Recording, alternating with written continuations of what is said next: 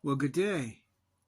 Testing how this new podcast app works, but also explaining the new podcast, Buddhism with a Soul. It's not that Buddhism is lacking a soul, they just don't often teach it. It's why I follow Tantric Buddhism, because I believe that we need to teach the first seven types of consciousness uh, and the eighth and even ninth, because once you've managed yourself, you still have to navigate.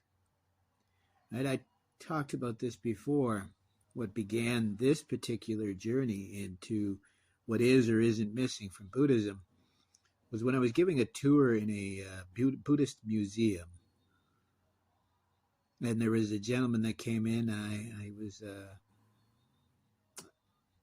practitioner of Bharatan philosophy. He was either a Vedantin monk or Shaivist monk or an Ishkan monk. I'm not sure, and it doesn't matter to the story. He was brought and left by his entourage so he could look around. So obviously I thought he'd want to look around all by himself, but no, he wanted the regular, tour. And we ended up discussing about things, and he asked me my personal opinion, what the difference between Vedanta and Buddhism, right? A non-dualist Hindu type perspective versus a Buddhist perspective. And I said it was the soul. And of course, in this short little interaction, we couldn't get into the deep details. And he said, well, what is it they have? I just explained it's suchness. And if he really wanted to get into what I meant by that, and if he had understood that I wasn't actually a Pure Land Buddhist, even though this museum was attached to a Pure Land Buddhist temple, it was actually a Tantric Buddhist, so I understood what he was getting at. I don't see a difference between the Buddhist soul being suchness or the Vedantin idea of the Atman. To me, they're the same thing. But again, it wasn't until he asked this and I actually started to think about it that I actually realized that after having spent 20 plus years at that point, probably closer to 30, having studied myself, that's probably where the problem began. Studying Buddhism myself, that it was then that I realized that they had messed up, particularly in the West. I've mentioned some of the things that I've talked about, how they don't teach mindfulness and meditation properly. And most of the major celebrities in Buddhism in the West are just wrong in both who they follow, what they believe, and what they teach even. And it gets worse from there. But what I've come to realize is they're among the few, these loud, brash practitioners of sort. In reality, the majority of actual practitioners are quietly slogging away in the trenches. The joke I make about the difference between a good Buddhist and a bad Buddhist. The good Buddhist will admit that they're bad at implementing these teachings, these lessons. And the bad Buddhist will say how good they are. So here I sit wondering if the real problem isn't just the lack of commitment on the practitioner's part, but also a lack of proper either understanding or willingness to teach that Buddhism may be atheist, but that doesn't mean it is a pneuma or a psyche or a Atman. It definitely has the idea of a soul. It is not unlike the Vedantin idea of Shakti. I don't see much of a difference between them. The only difference I see is it's not taught in Buddhism. The importance of whatever you'd want to consider it, life force, your breath, right? I've talked about this before, that again, is not the main translation, but if you look at dukkha and sukha in Sanskrit, du and su means bad and good. Ka can also mean air. So a bad air or a good air, I mean, it fits with the idea of breath being a synonym for soul in the Greeks, in the Hebrew, in Chinese, in Sanskrit, in Pali, in Marathi. You can't deny this simple truth that everyone's looking for an understanding. This comes probably as a final nail in the coffin is when I read a book by a gentleman by the name of Reza Aslan. I believe he's an Islamic practitioner, but having read his book on God as an agnostic atheist Buddhist, I was shocked to understand that, well, it's not the belief in God. It doesn't matter whether Buddhism is atheist or agnostic, or it doesn't matter, because we're not talking about God. What we're talking about is the soul. And the reason why I was pleasantly surprised to hear this is that Reza Aslan argues that the birth of religion, the birth of God, we're going back in time, right? God gave birth to religion, not the other way around. But what came first?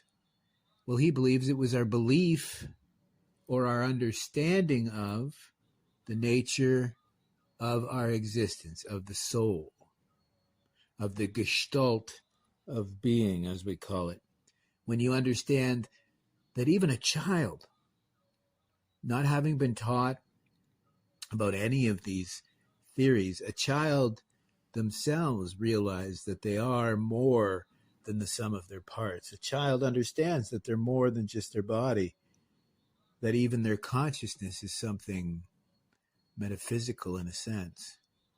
That first we gave birth to the understanding of the gestalt of our being, this duality within non-duality, the fact that we are body and mind and soul, none of which can be separated, in my opinion, right? An embodied consciousness or soul means that without the body, there would be no need for, therefore, probably no existence of consciousness or soul.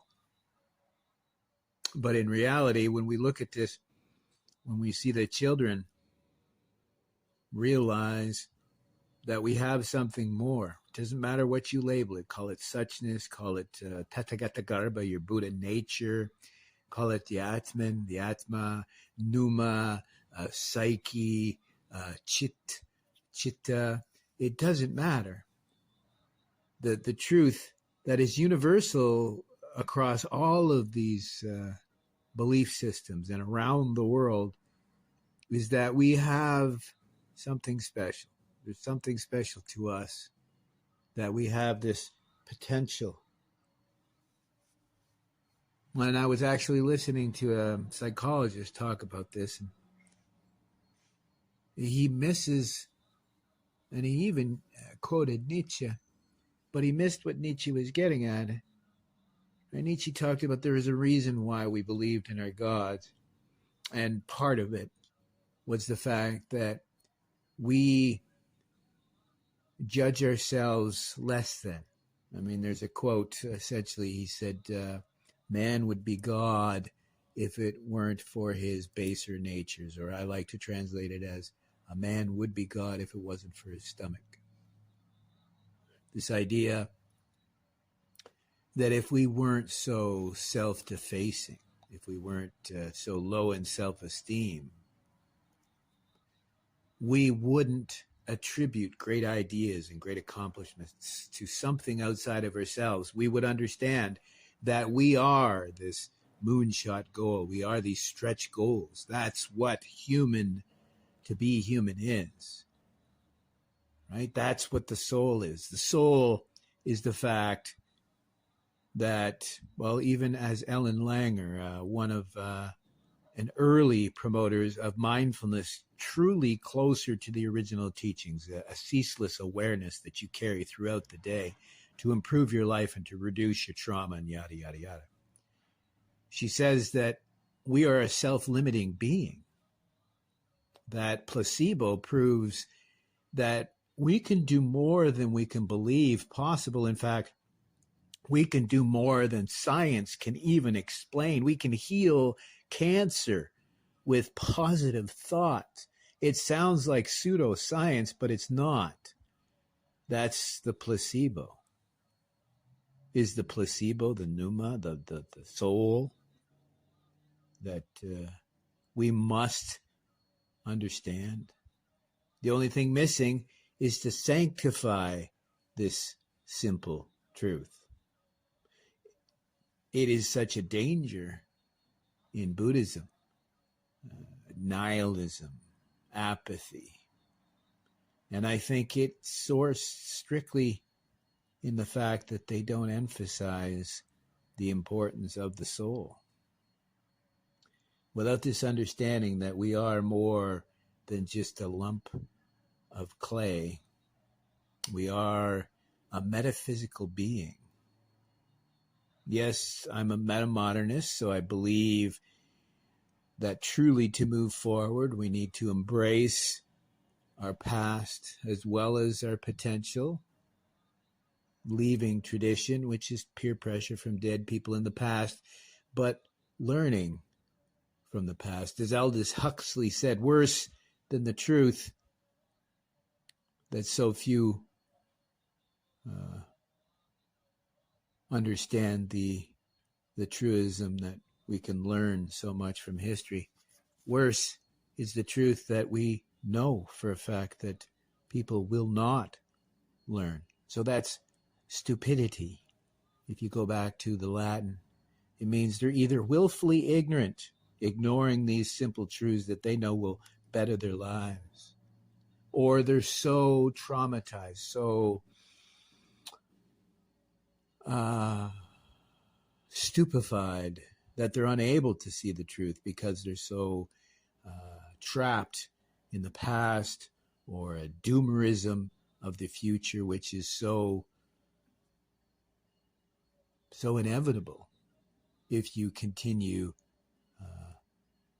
to self deface the human experience. When we forget that we have a negativity bias and start applying this negativity to our own humanity, you are going to find ample examples of why we are a dark and troubled soul. But at the same time, I've talked about this umpteen times, that the beauty of the human is in a group of 100. It takes a much larger group to convince the majority to commit something heinous. But it takes so few to act as an example for positive good. I was talking to a friend of mine, and it's actually a critique that I apply to both Nietzsche and Jung. In Nietzsche's, actually in more than one work, he talks about the beauty of Buddhism. But the problem with Buddhism is that there aren't enough people to live selflessly for others, right? This equanimity, upeksha in Sanskrit and Pali. This idea that we are a oneness, a panentheism, if you'd like. This idea that everything is infused with the divine, right? I call it providence. That which makes flowers grow is the same idea that brings us our passions, our creativity, as well as some of the darker aspects. But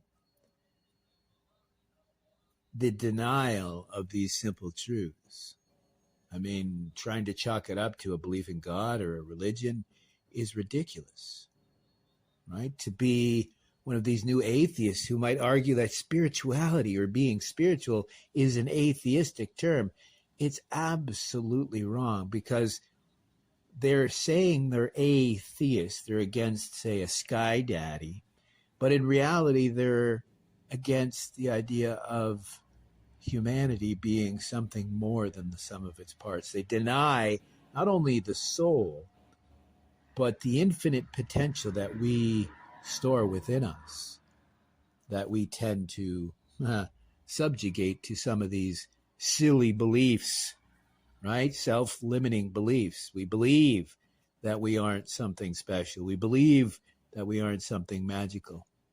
When in reality, science has shown us, right, the difference between an uber elite athlete, so the top of their sport, the difference between them and the 500th best in their sport.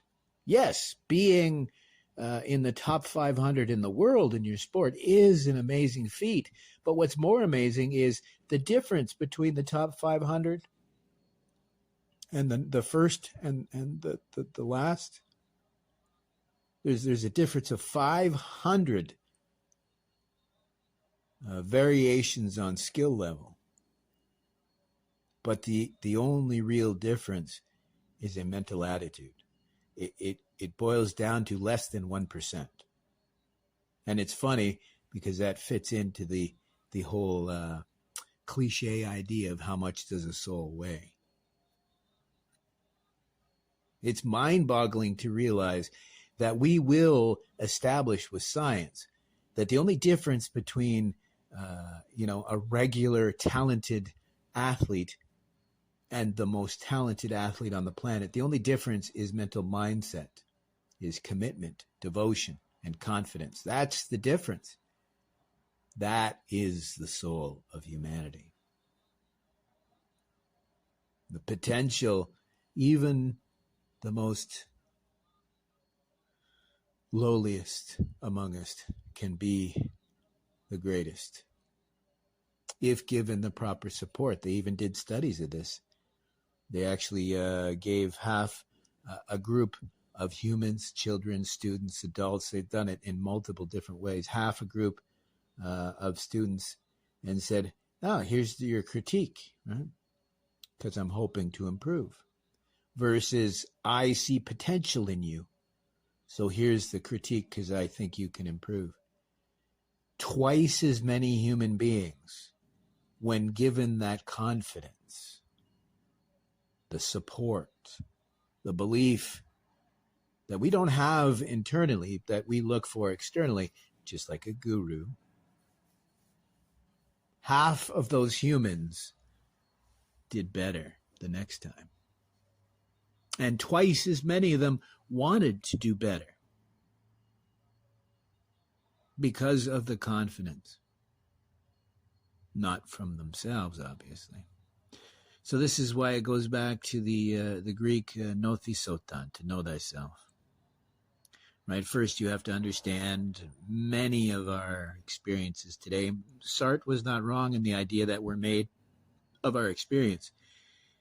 But we're not cast in stone. We're cast in clay. The human mind is the most plastic, I'd say the most plastic thing on the planet, because it's the greatest computer and it's the greatest potential there is, right? How many times have we seen people be able to rewire their brain in ways that science didn't think was possible, right? Survive injuries that science thought was absolutely impossible. I mean, there's individuals that had pieces of their brain knocked out in an industrial accident who continued to live on. But at the same time, simple concussion can change who we are as an individual. It's the Gestalt, right? It goes back to the original teachings of Gestalt. It was the idea of you can't heal the body without healing the mind. You can't heal the mind without healing the body, but it goes one step further, maybe even to meta-Gestalt. This idea that the soul is the third in this trinity, right? Of mind and body and soul. Because there's something that exists beyond the individual.